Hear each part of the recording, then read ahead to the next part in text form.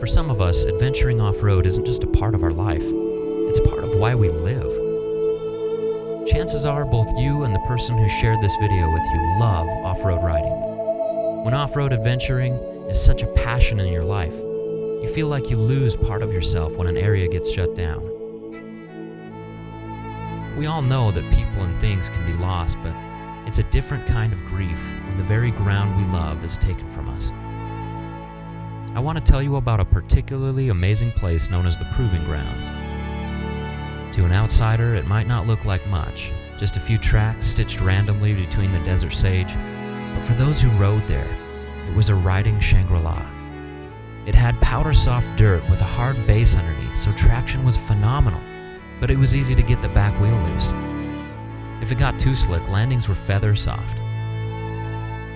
For me and many other local riders, this area held a special place in our hearts.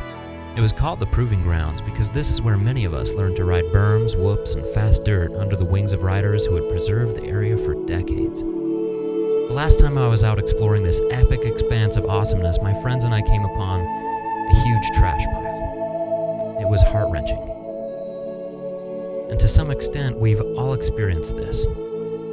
As off-road adventurers, we get to see and experience some of the most gorgeous and raw country on this earth, and yet, whether you're riding in the red rock wilds of southern Utah or the surreal forests of Maine, or anywhere else miles from civilization, trash is seemingly omnipresent. As gearheads and adventurers, the last thing we could be described as is tree huggers. But there's no question about it, we love the land we ride on. Littering and illegal dumping, the common enemies of all outdoor enthusiasts, are to blame for recent closings of several amazing riding areas, including the legendary Proving Grounds. When they recently closed thousands of acres in southern Utah, it was a rude wake-up call to riders that political rhetoric isn't enough.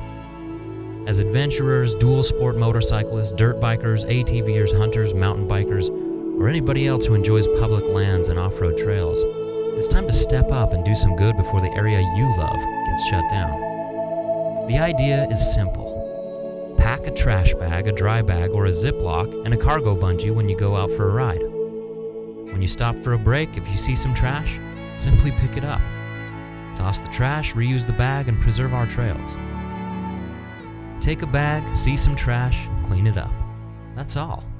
It's such a simple idea, but if we can spread the word, the impact will be enormous.